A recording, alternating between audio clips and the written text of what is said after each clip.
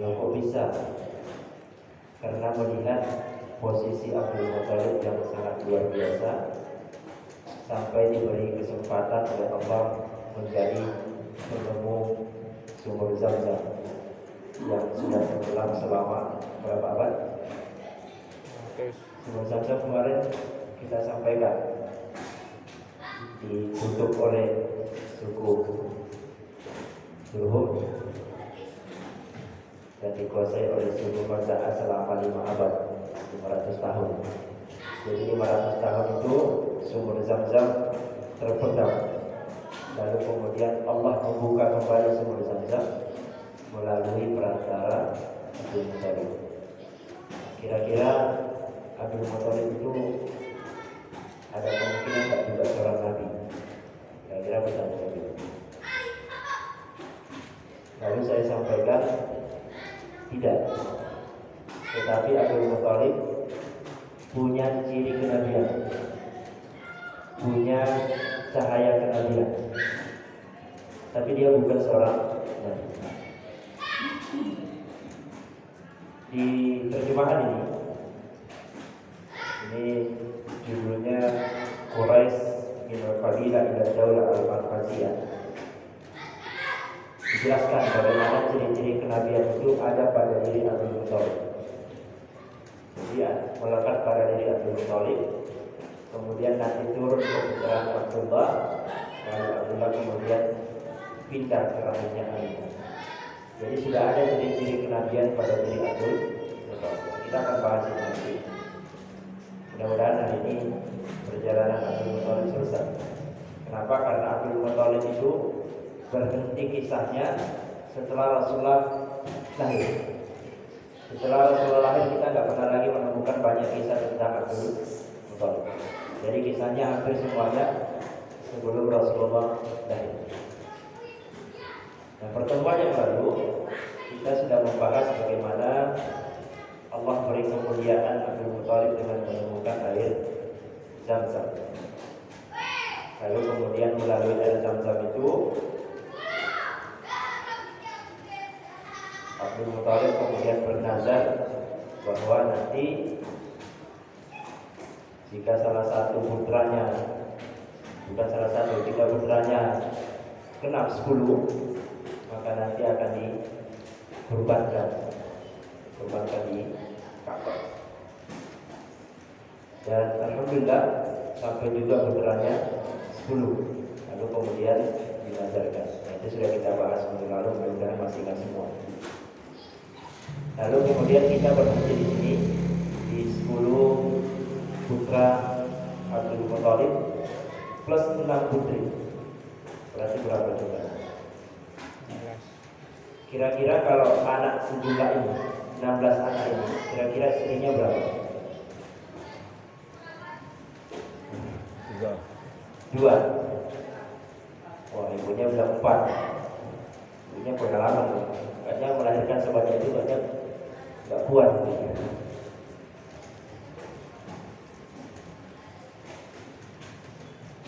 Ada di dunia sekarang itu istrinya 32 istri. Hidup dalam satu rumah. Anaknya ada berapa ratus. Satu desa sendiri. Tentunya bukan orang Muslim, bukan orang Indonesia. Jadi dari 16 keturunan ini, yang sering kita kenal adalah Al-Abbas, Hamzah, Abu Thalib, Abu Lahab, Abdullah. Yang lainnya tidak, jarang kita dengar. Kemudian yang putrinya hampir-hampir tidak pernah dengar. Yang mungkin sering dengar ya Sofia sampai difilmkan itu Sofia. Nah ini ada yang saya beri tanda merah, karena tanda merah yang nomor 2, 3, 5 dan 10 Al-Abbas, Hamzah, Abu Thalib dan Abu Lahab. 4 paman inilah yang bertemu dengan risalah Islam. Yang lainnya tidak. 4 orang itu yang bertemu dengan risalah Islam. Al-Abbas, Hamzah, Abu Thalib, lalu Abu Lahab. Siapa yang masuk Islam dari keempat itu? Cuma dua. Siapa? Al-Abbas dan Hamzah. Abu Thalib sama Abu Lahab tidak. Jadi perdebatan Abu Thalib ini nanti kita bahas. Ada setelah Abu Thalib kita akan bahas Abu Thalib. Mengapa? Karena ketika Abu Thalib meninggal, itu dikumpulkan paman-paman Nabi, kemudian ditanya siapa kira-kira yang mau merawat Muhammad masuk kecil. Abu Lahab yang mau merawat, Abbas mau merawat, semua pamannya bersedia merawat. Lalu kemudian kenapa terpilih Abu Thalib? Itu ada penjelasan tersebut. Kenapa terpilih Abu Thalib? Gak serta-merta Abu Thalib mau meninggal kemudian nanti kamu yang jaga Muhammad, ya enggak. Semuanya diberi amanah dan semua pamannya siap mengemban amanah itu untuk merawat Muhammad. Ternyata Allah berkehendak Rasulullah dirawat oleh Abu Thalib. Tapi Abu Thalibnya tidak dapat hidayah. Nanti ada perdebatan bagaimana konsep posisi Abu Thalib dalam Islam. Itu Al-Abbas sama Hamzah masuk Islam.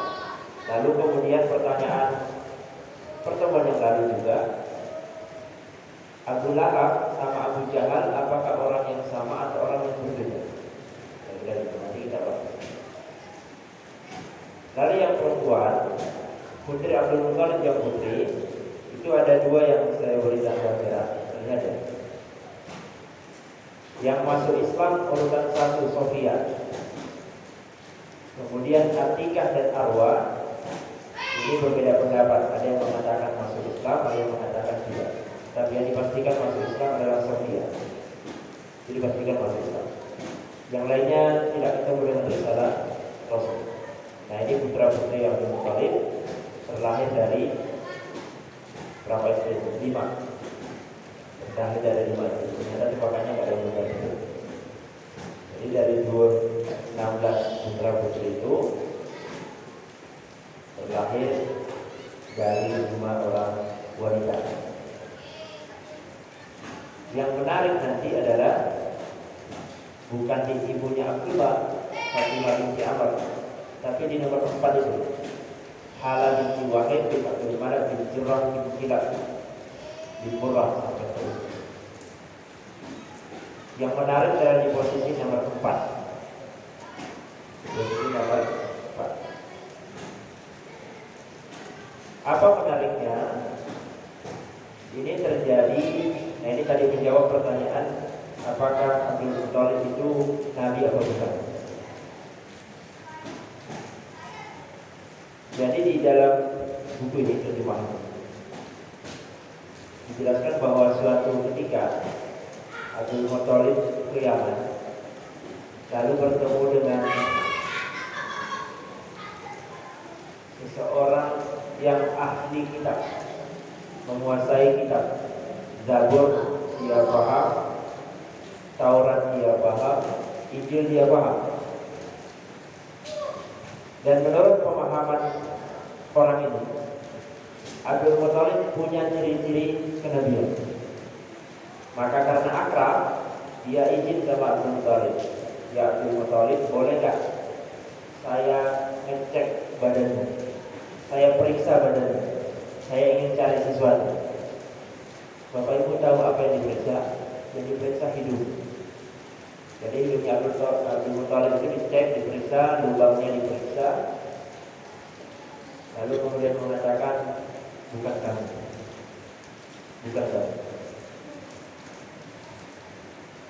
Lalu bertanya lagi, apakah engkau punya istri dari Bani Zuhra? Tidak punya. Nanti akan lahir dari keturunanmu pemimpin umat yang menguasai timur dan barat, dan itu berasal dari wanita Bani Zuhra. Maka setelah itu Abdul Muthalib pulang cari wanita Bani Zuhra. lalu menikah dengan Hala binti Luhai. Pertanyaannya kemudian, ternyata Abdullah itu tidak terlahir dari wanita Zuhra, ya, tapi terlahir dari suku lain, suku Maksum namanya. Itu versi yang pertama. Ada dua versi di buku ini terkait dengan ciri kenabian yang dilihat oleh ahli kitab pada prinsipnya. Jadi semua terletak di situ. Versi yang kedua mengatakan, kamu suku apa? Arab, Jazirah Arab. Tepatnya apa? Mekah. Maka dia mengatakan bahwa akan lahir dari keturunanmu seseorang yang menguasai timur dan barat. Tapi bukan kamu, keturunanmu. Dan itu sama, berasal dari rahim wanita Bani Zuhra. Maka ketika Abdul Muthalib punya anak Abdullah, karena dari Hala tidak ada ciri-ciri pemimpin, Hamzah tidak, Al-Qawi tidak, Hajir tidak, Sofiyah juga tidak, maka Abdullah dinikahkan dengan wanita Bani Zuhra. Siapa dia? Aminah. Aminah itu Bani Zuhra juga. Maka ternyata dari itulah kemudian lahir Muhammad Sallallahu Alaihi Wasallam. Jadi kisahnya panjang. Ini kelima istrinya. Nah, kita kembali ke awal tentang Abu Lahab dan Abu Jahal. Siapa yang tahu bedanya Abu Lahab sama Abu Jahal di mana? Apa jangan-jangan orang yang sama? Minggu lalu kan versi di kiri saya itu mengatakan beda. Yang lainnya ragu-ragu. Abu Lahab sama Abu Jahal itu sama apa enggak? Hah? Enggak. Ragu-ragu jawabnya.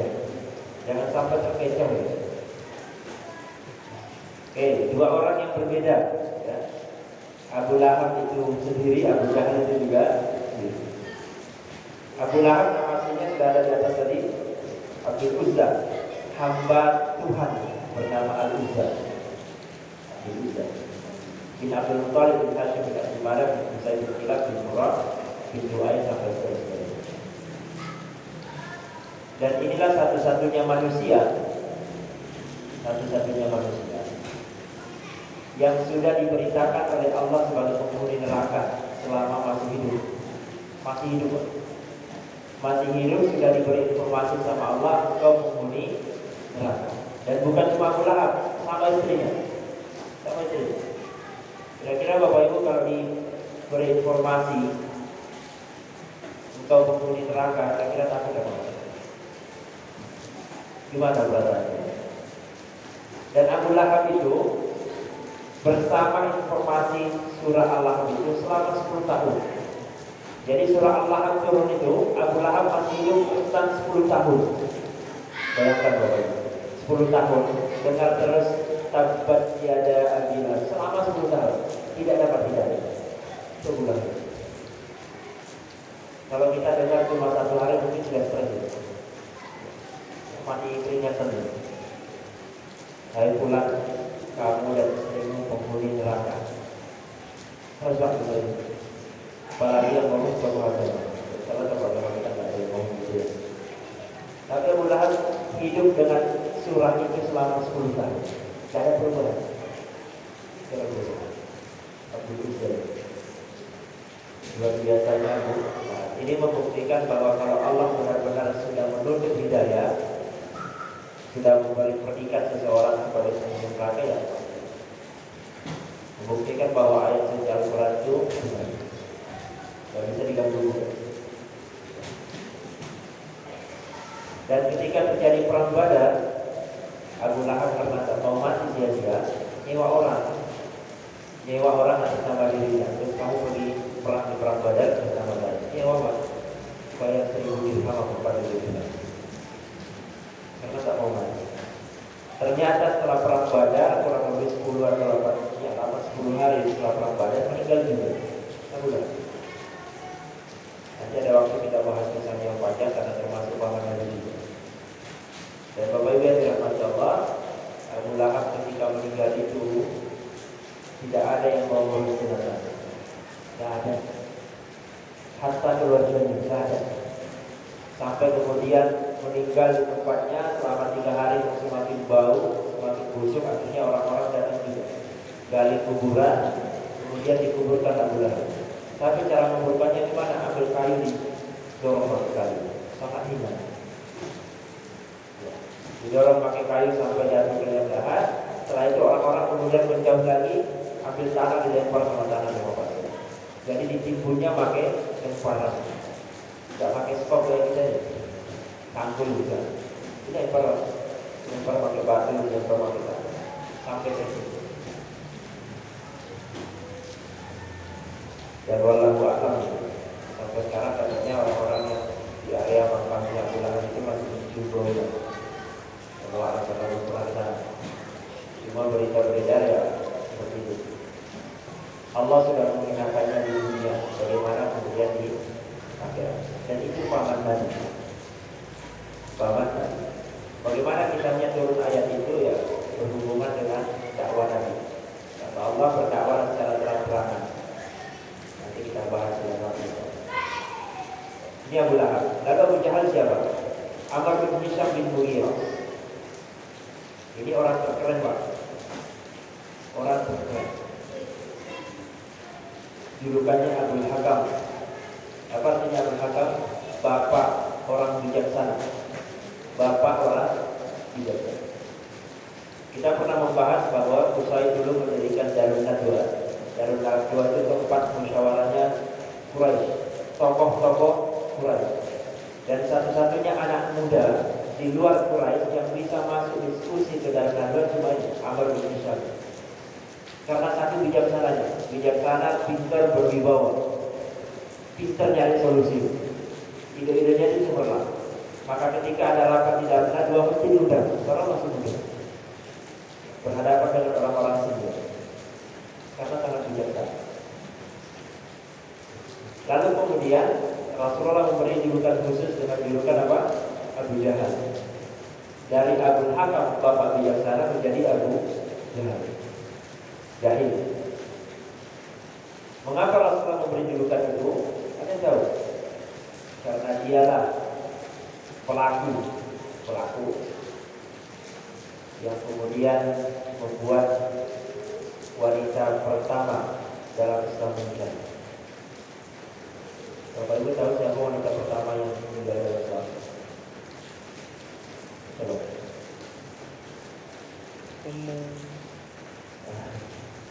Ibu dari Ammar bin Yasir.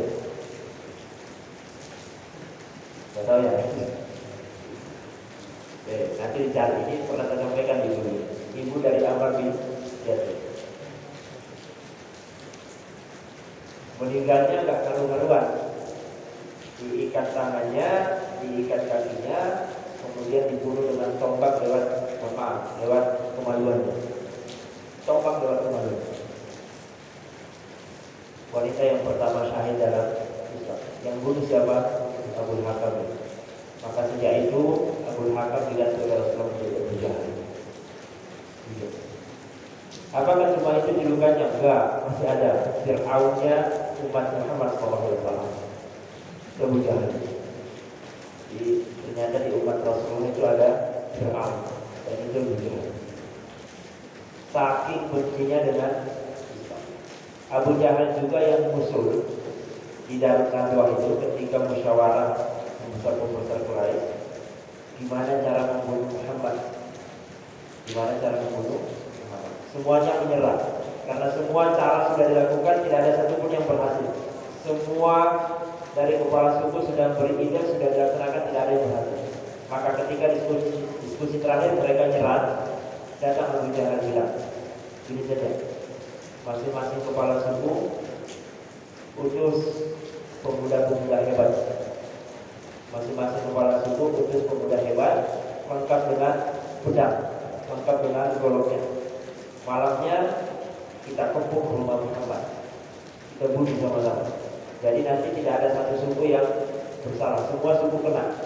Kenapa? Karena masing-masing suku sudah putus pasukan terhebat. Itu dia siapa? Itu Jahal. Tapi ternyata malamnya dikepung rumah Rasulullah, ternyata Allah selamatkan. Yang tidur kemudian Ali bin Abi Thalib. Nanti kita bahas, sudah pernah kita bahas. Nah itu Abu Jahal. Meninggalnya di mana Abu Jahal? Meninggalnya di perang Badar. Kalau Abu Lahab tadi meninggal setelah 8 atau 10 hari setelah perang Badar karena nggak ikut. Abu Jahal meninggalnya di perang Badar.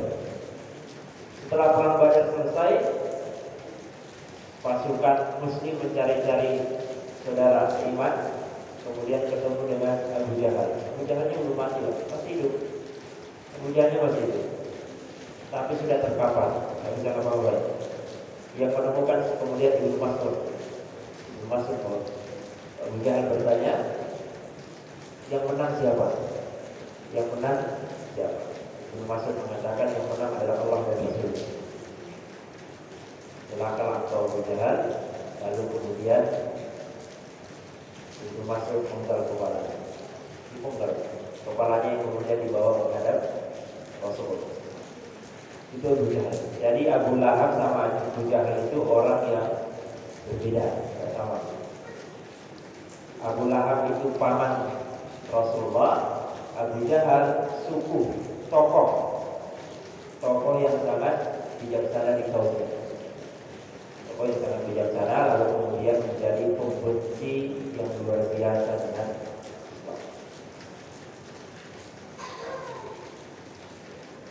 sampai sini bisa dipahami ya, Abu Lahab sama Abu Jahal. Setelah kemudian besar putra putri Abdul Muthalib itu, ada seorang ahli kitab. Ya inilah hebatnya ahli kitab, karena ciri-ciri Nabi itu semua sudah tertuang di dalam kitab-kitab terdahulu. Semua ciri-ciri Nabi ada di kitab terdahulu.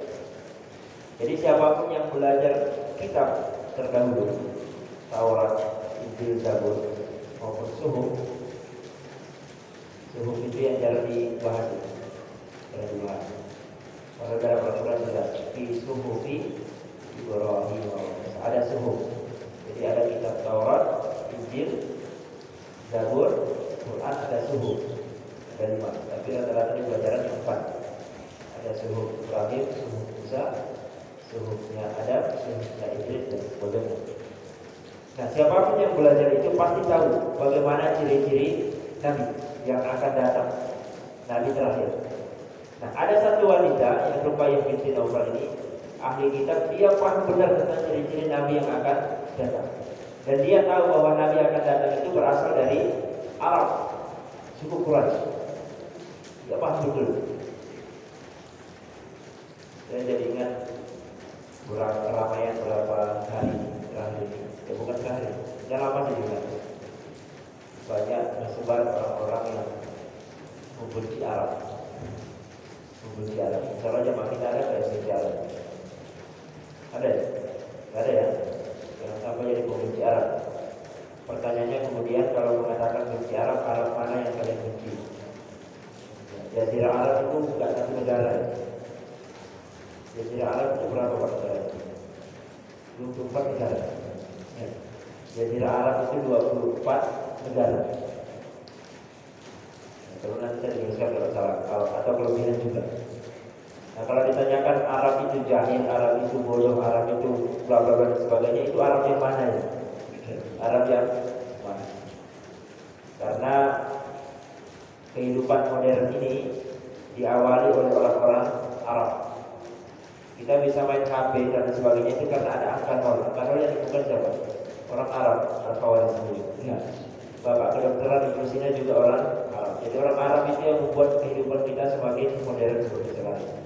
Jadi kalau mengatakan orang Arab itu bodoh, jahil, bahlul dan lain sebagainya, ini kebangsaan Arab yang mana itu maksudnya? Nah, kalau Allah menginginkan Al-Quran berbahasa Indonesia, pasti Allah menurunkan Al-Quran di Indonesia. Tapi Allah pilih orang Arab. Allah pilih orang Arab. Khususnya suku Quraisy, Arab Mekah. Nah, kita kembali, tidak usah bahas orang-orang seperti ini. Jadi ada Ruqayyah binti Naufal. Ini wanita yang naksir ke Abdullah. Kenapa? Karena dia melihat Abdullah itu kemana-mana bercahaya, punya cahaya kenabian, Dan bukan cuma dia, hampir semua gadis, semua wanita di sekitaran itu semuanya naksir sama Abdullah. Tapi yang paham bahwa Abdullah punya cahaya kenabian cuma satu wanita, Ruqayyah binti Nawfal. Paham dia, saya melihat cahaya kenabian sama Abdullah. Maka dia datang ke Abdullah, ya Abdullah, tolong jadikan saya istri. Saya ingin di rahim saya ada cahaya yang melekat pada diri. Langsung Pak nantang. Nah, ini yang bapak-bapak ini kalau ada perempuan yang datang seperti itu gimana? Ditolak Pak. Nikahi saya. Bersih, putih, cantik, kandung gitu. Saya mau jadi istrimu. Kira-kira ditolak apa enggak? Kalau mungkin punya istri yang mungkin masih nolak. Tapi kalau baru nikah ya walau. Saya pernah sampaikan di sini.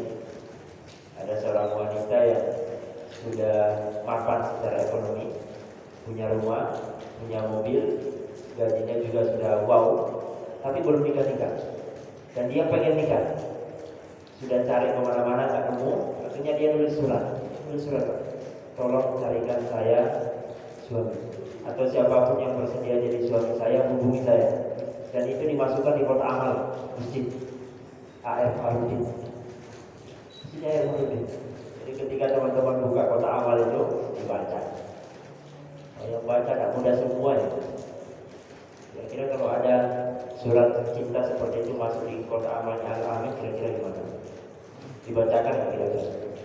Dibacakan di atas mimbar. Ini ada wanita yang mencari suami gitu. Yang baca itu teman saya, imamnya AR Farudin, namanya Ramadan Subahulun. Sekarang jadi guru di Tazkiyah. Baca. Ini gimana nih? Ada wanita yang mapan cari suami. Ternyata teman-teman saya waktu itu karena masih kuliah belum ada yang siap. Nah, sama dengan Ruqayyah. Ruqayyah ini datang ke Abdullah kemudian menawarkan diri. Tolong jadikan saya sebagai istri. Saya ingin di rahim saya ada cahaya seperti cahaya yang melekat pada saya. Ternyata ditolak. Kalau wanita sekarang ditolak, kemana? Bunuh diri, atau ke dukun, atau mana? Curhat di sini, curhat di media sosial. Wanita sekarang. Tapi Ruqayyah ini enggak, ditolak ya sudah. Tapi dia terus berjuang. Gimana caranya Abdullah itu jadi suami saya. Lalu kemudian Abdullah ternyata dijodohkan sama wanita Bani Zuhra, Aminah dari Bani Zuhra.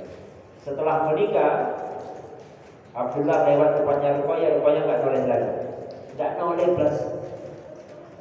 Abdullah penasaran, ya Ruqayyah, selama ini kalau saya lewat depan rumahmu pasti kamu ngintip saya, pasti kamu noleh ke saya, pasti kamu lihat. Kenapa sekarang setelah saya nikah kamu nggak noleh plus? Cemburu kira-kira, sakit hati, patah hati. Kata Ruqayyah, ya Abdullah, sebelum kamu nikah, saya melihat di sekujur tubuhmu itu penuh dengan cahaya. Tapi setelah kamu menikah, cahayamu hilang. Cahayanya hilang. Maka saya sudah tak suka sama kamu. Oh, terang-terangan. Karena cahayamu sudah hilang, saya sudah tidak suka sama kamu. Kira-kira cahaya Abdullah kemana? Pindah ke rahimnya Aminah. Maka 6 hari setelah nikah, Aminah ditinggal berdagang sampai kemudian menikah. Jadi tak tunggu 1 bulan Pak, 6 hari setelah nikah ditinggal. Dan itu sudah memindahkan cahaya kenabian ke rahimnya Aminah. Maka sebenarnya anak itu sebenarnya dari bapak pada ibu. Anak itu dari bapak pada ibu. Hah? Bapak ya, bukan ibu ya. Gimana ibu? Ibunya diambil. Anak itu dari bapak. Ini harus dipahami. Anak itu dari bapak. Maka bapak itu harus hati-hati. Pendidikan anak juga di bapak. Maka urusan sampai akhirat itu yang ditanya siapa? Bapaknya, bukan ibunya. Sampai akhiratnya ditanya bapaknya. Jadi si ibu cuma jadi tempat yang dimuliakan oleh Allah. Ada rahim yang dimuliakan oleh Allah. Berpindah kemudian cahaya Abdullah hilang, maka Ruqayyah sudah tidak naksir lagi. Jangan bandingkan dengan wanita zaman sekarang, ya. Ditolak, stres. Itu kisah Abdul Muthalib dengan putranya Abdullah dan Abu Lahab. Bagaimana dengan Al-Abbas, Hamzah, Abu Thalib? Kita akan bahas di sesi berikutnya. Ini masih bahas Abdul Muthalib. Betapa membahas Abdul Muthalib itu panjang, karena sosok yang sangat luar biasa. Nah, pertemuan yang lalu kita sudah membahas juga bagaimana Abdul Muthalib diberi kemuliaan dengan air Zam-Zam, lalu kemuliaan dengan menyembelih putranya yang digantikan dengan 100 onta. Ada yang mengatakan 100 plus 13, tapi mayoritas ulama menyepakati 100. Nah, ada kisah yang lain tentang Ka'bah dan Abraham yang juga terjadi di Abdul Muthalib. Nah, ini salah semuanya paham kisahnya karena ada ayatnya. Surah apa, Pak? Surah Al-Fil. Surah Al-Fil. Saya beberapa waktu yang lalu ngisi di sebuah forum. Kemudian saya tanya, ada yang bisa baca nggak ayat pertama surah Al-Fil? Nggak ada yang tahu. Saya suruh baca ayat pertama surah Al-Fil, nggak ada yang tahu. Ada yang bisa baca nggak ayat pertama surah Al-Ma'un? Nggak ada yang tahu. Plus satu pun nggak ada. Terus saya mulai, oh itu Al-Ma'un, Ustaz, Al-Ma'un. Taunya kalau sudah dibaca di depannya. Tapi kalau disebutkan nama ayatnya, belas nggak ada. Saya nggak tahu jamaah kita gimana nih kalau dites nama surahnya saja. Coba bacakan surah Juz Amma, bingung. Memang ada surah Juz Amma? Nggak ada. Nah, tentang Abraham dan Abdul Muthalib, Ka'bah berhubungan dengan surah Al-Fil. Surah Al-Fil. Ini kisahnya juga luar biasa, terjadi di zaman Abdul Muthalib. Ini ada beberapa poin yang saya saring dari sini, dari buku Quraisy ini, ya.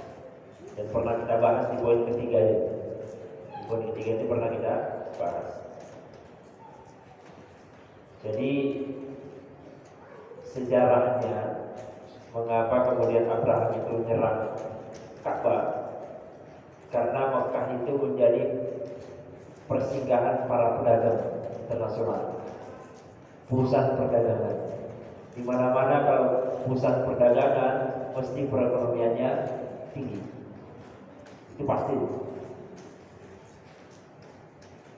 Karena Abraham seorang raja, dia juga mau gimana caranya agar pedagang-pedagang dunia ini melintasnya ke tempat saya, sehingga perekonomian di negara saya juga maju. Maka karena ada bocoran di Ka'bah itu, di Mekah itu ada bangunan segi empat dari batu. Itu yang menarik orang untuk senang ke sana. Maka Abraham juga buat juga Ka'bah. Dan Ka'bahnya enggak nanggung, bukan cuma batu, dari emas ini. Dan itu yang bangun arsitek, bukan tangan manusia. Yang bangun Ka'bah itu kan tangan manusia. Betul ya, tangan manusia yang bangun. Halo? Yang meninggikan itu tangan manusia. Siapa yang meninggikan? Ibrahim dan Ismail. Tapi yang membangun bukan Ibrahim dan Ismail. Sudah kita tanyakan minggu yang lalu. Tadi subuh saya baca ayatnya surah Al-Imran. Inna awwala baitin wudi'a lin-nas alladzi bi Bakkah mubarakan wa hudan lil alamin. Bahwa rumah yang pertama kali dibangun untuk manusia di bumi itu di Mekah, Ka'bah, di Bakkah. Jadi bukan manusia, tapi yang meninggikan manusia. Maka Abraham juga pengen, udah bangun yang lebih bagus dari Ka'bah, harus lebih cantik. Maka ketika itu selesai, diworo-woro ke seluruh pedagang bahwa di Yaman, Habasyah. Ini ada Ka'bah terbaik. Ka'bah terbaik. Ada namanya Al-Qubais. Qubais. Dan dia berharap dengan itu kemudian para pedagang datang. Ternyata hasilnya enggak. Tidak ada satupun yang mampir. Sudah bangun dengan biaya besar, megah, ternyata tidak ada yang mampir. Kalau di zaman kita sekarang kan kira-kira tempat wisata lah, berlomba-lomba membangun tempat wisata. Sama dengan Ka'bah di Indonesia. Di Indonesia kan ada Ka'bah ya? Ada Ka'bahnya Indonesia. Ternyata nggak ada. Karena nggak ada, wah satu-satunya cara Ka'bah yang di sana itu harus dirobohkan. Kalau Ka'bah di sana roboh, berarti kan Ka'bah tinggal satu, pasti di sini. Ya sudah, dirobohkan saja. Maka mereka melakukan perjalanan jauh dari Yaman ke Mekah itu 1000 lebih kilometernya. Jaraknya sangat jauh dan tidak pakai mobil, Pak. Gak pakai motor, gak pakai pesawat. Pakai apa? Jalan kaki, onta, kuda, gajah. Dan Abdul Muthalib memprediksi dari Yaman ke Mekah dengan perjalanan berkilo-kilo itu, dengan kondisi musim panas. Nabi Muhammad kan lahir musim panas, dan itu jedahnya dengan tahun gajah itu gak jauh. Jadi kemungkinannya peristiwa gajah itu terjadi di musim panas. Maka Abdul Muthalib memprediksi orang jalan di kondisi panas seperti itu pasti kelelahan, tidak mungkin kuat fisiknya. Jadi nggak usah dilawan.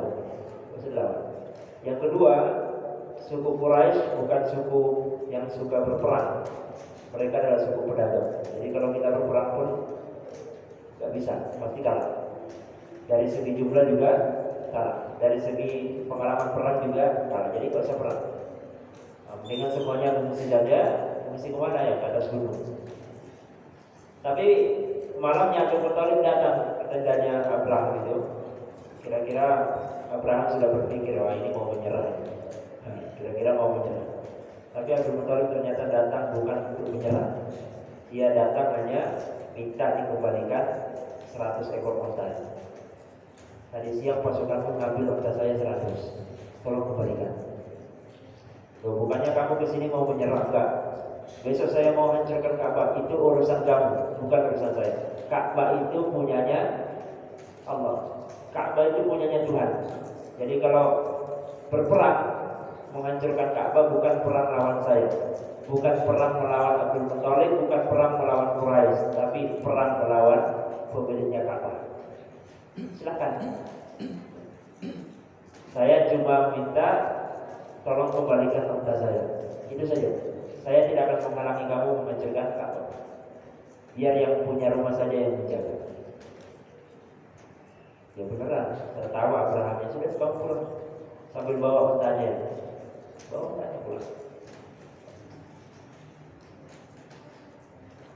Karena Abraham itu orang yang soleh. Abraham juga orang yang soleh kan? Artinya soleh, dia paham dengan kitab. Dia paham dengan kitab. Maka Abdul Muthalib ketika pertemuan itu sudah mencuci imannya, mencuci otaknya. Ini yang kamu musuhi, ini adalah Tuhan pencipta umat manusia. Ka'bah yang kau hancurkan ini adalah rumahnya Tuhan.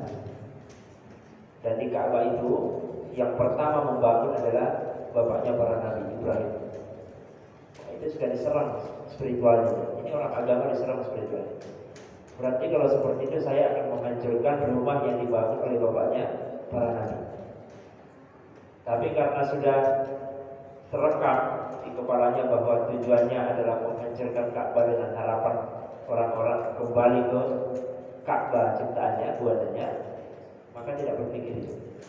Terus pokoknya Ka'bah harus dihancurkan. Ya sudah. Abdul Muthalib kemudian pulang, minta seluruh orang Arab di sekitar Ka'bah untuk mengungsi, sudah serahkan sama pemilik Ka'bah. Lalu terjadilah penyerangan Ka'bah yang dikisahkan oleh Allah Subhanahu wa taala dalam Quran surah Al-Fil. Alam tara kaifa wa ana rabbuka bi ashabil fil. Alam yaj'al kaidahum fi tadlil wa arsala 'alaihim tayran ababil tarmihim bi hijaratin min sijil faj'alahum ka'asfin ma'kul. Jadi Allah memisahkan bagaimana tentara Abraham itu dihancurkan oleh Allah lewat perantara burung ababil, bawa batu dari neraka. Dan batunya masing-masing burung bawa 3, 2 di kaki, 1 di paruhnya. Nah itu kalau jatuh yang kena tembus. Gajah sebesar itu kena tembus, berarti lebih tajam dari senjata ya. Senjata lebih tajam. Gak usah dibayangkan kalau kita kemudian kejatuhan air hujan itu kadang sakit. Ya kemarin mengisi acara di tempat wisata. Saya tanya sama pesertanya, tahu nggak berapa banyak air yang naik ke atas ini per detik? Gak ada yang tahu.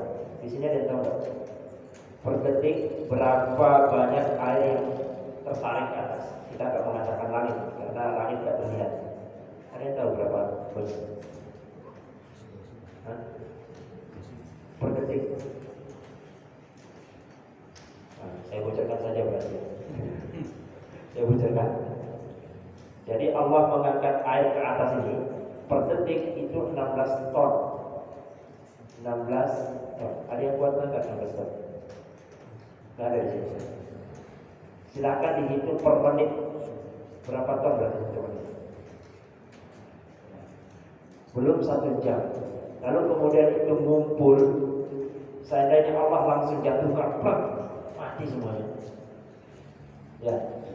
Tapi Allah sayang sama kita. Allah jatuhkan hujan yang sudah ngumpul bertonton itu dengan indah.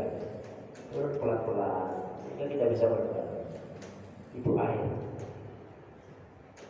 Ternyata Abraham hidupnya bukan air, batu. Jadi air yang kita rasakan turun dengan sejuk, pelan, maka kan senang dengan hujan-hujan. Bayangkan saja kalau kemudian dilempar dengan batu, dan batunya panas, hancur. Dan hebatnya dari semua yang kena itu, ada satu yang gak mati-mati, ya Abraham ini. Saking kuatnya ini. Badannya sudah hancur, tapi gak mati-mati. Ya mungkin rajin fitness waktu itu. Rajin fitness Abraham. Rajin olahraga, sehingga badannya kuat, terbentuk. Gak mati. Padahal sudah bolong-bolong badannya. Saking kuatnya fisik. Ya, mungkin Herculesnya zaman itu ini kan. Lalu kapan Abraham meninggal atau mati? Matinya dalam perjalanan pulang. Ketika sudah mau pulang ke Yaman, fisiknya sudah agak kuat, ya mati di jalan. Jadi tidak mati di lokasi perang bersama burung ababil. Matinya perjalanan pulang. Satu-satunya dari sekian pasukan yang dibawa. Jadi dan itu terjadi di zaman Abdul Muthalib. Abdul Muthalib tadi pesannya apa? Kamu sekarang akan bermusuhan dengan pemilik Ka'bah, bukan Abdul Muthalib. Inilah keimanan Abdul Muthalib. Bagaimana posisi iman beliau itu yang memegang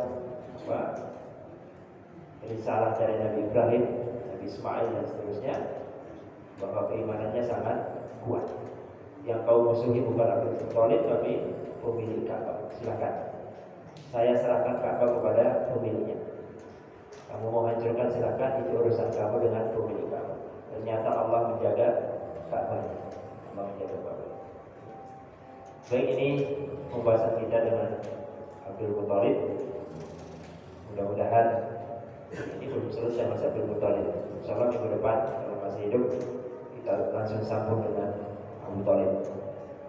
Kita akhiri dengan istighfar dan kafaratul majlis. Subhanallah.